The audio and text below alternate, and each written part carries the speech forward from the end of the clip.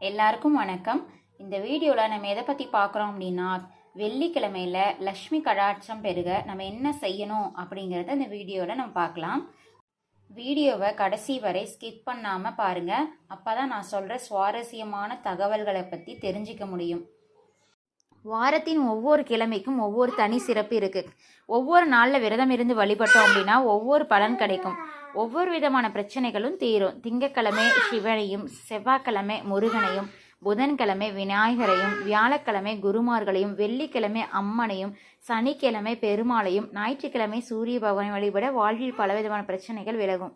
வெள்ளிக்கிழமை அப்படிங்கிறது அம்பிகை, மகாலட்சுமி ஆகிய பெண் தெய்வங்களை வழிபட ஏற்ற நாளாக கருதுறாங்க. வெள்ளிக்கிழமையில விரதம் இருந்து வழிபட்டோம் அப்படின்னா அம்பிகையின் அருள் பரிபூரணமாக கிடைக்கும்ங்கிறது நம்பிக்கை. அதிலும் ஆடி வெள்ளி, தை வெள்ளி இதெல்லாம் மிகவும் விசேஷமானதாக சொல்லப்படுது.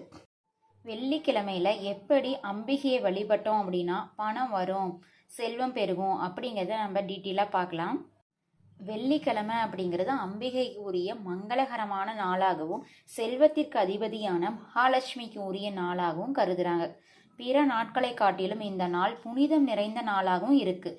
எனவே இந்த நாளில் ஒரு செயலை தொடங்கணும் அப்படின்னா அது வெற்றியாகவே அமையும். சுப காரியங்களை செய்வதாக இருந்தால், நல்ல செயல்களை துவங்குவதாக இருந்தாலும் இந்த நாளில் துவங்கிறது ரொம்ப சிறப்பு. செல்வத்திற்கு உரிய மகாலட்சுமியை 24 வெள்ளிக்கிழமைகள் தொடர்ந்து வழிபட்டு வந்தோம்னா வீட்டில் செல்வ வளம் அதிகரிக்கும்.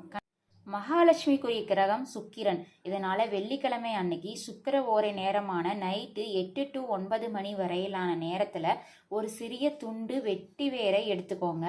அதில் தீபம் ஏற்றும் திரியை நன்றாக திரிச்சு விடுங்க.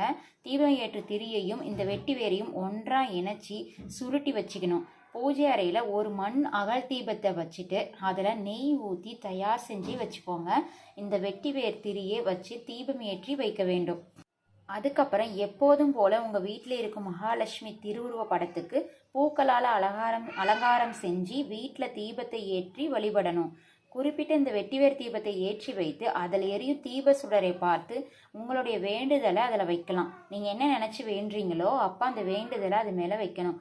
இந்த மாதிரி வேண்டுனா வீட்டில் இருக்கும் பண கஷ்டம் சீக்கிரம் குறையும். வெள்ளிக்கிழமையில் வரும் சுக்கிர ஓரையில் என்ன வேண்டிக்கிட்டாலும் அது அப்படியே நடக்குங்கிறது நம்பிக்கை. 3 வாரம் தொடர்ந்து வெள்ளிக்கிழமை சுக்கிர ஓரையில் இந்த தீபத்தை ஏற்றிடுவாங்க. முடிஞ்சால் உங்களுடைய வீட்டில் ஒரு துளசி செடியை வச்சு வளர்க்கலாம். அந்த துளசி செடிக்கு அருகில் சிறிய அளவில் மாதுளை செடியை வையுங்க. துளசி செடியும் மாதுளை செடியும் அருகில் இருக்கக்கூடிய வீட்டில் பண கஷ்டம் கண்டிப்பாக வரவே வராது. குடும்பத்தில் ஒற்றுமை தான் அதிகரிக்கும். கணவன் மனைவிக்கிடையே இருக்கக்கூடிய கருத்து வேறுபாடு நீங்கும். குடும்பத்தில் சந்தோஷமும் செல்வமும் குறைவில்லாமல் இருக்கும். அதுக்கப்புறம் வெள்ளிக்கிழமையில பெருமாள் கோவிலில் உள்ள தாயாருக்கு அபிஷேகத்துக்கு தேவையான பசும்பாலை வழங்கணும் அப்படின்னா பணவரவு உண்டாகும். பச்சை வலையில தாயாருக்கு அணிவித்திட செல்வம் பெருகும்.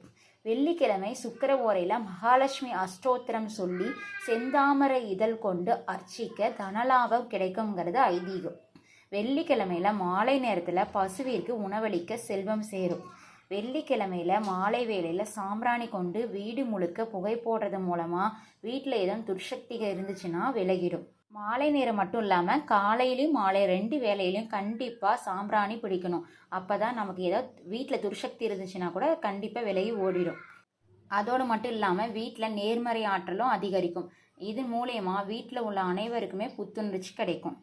அரச மரத்தடியில் வீற்றிருக்கும் விநாயகருக்கு வெள்ளிக்கிழமை அன்னைக்கு 11 தீபம் ஏற்றி வழிபட்டு வந்தோன்னா பணவரவு கண்டிப்பாக அதிகரிக்கும். இதே மாதிரி அரச மரத்தை 11 முறை சுற்றி வருவது மிகச்சிறந்த நற்பலன்களை தரும் அப்படிங்கிறாங்க. வெள்ளிக்கிழமை தோறும் குபேர விளக்கில் தாமரை திரியிட்டு விளக்கேற்றி வந்தோம் அப்படின்னா குபேரனோட அருள் கிடைக்கும்.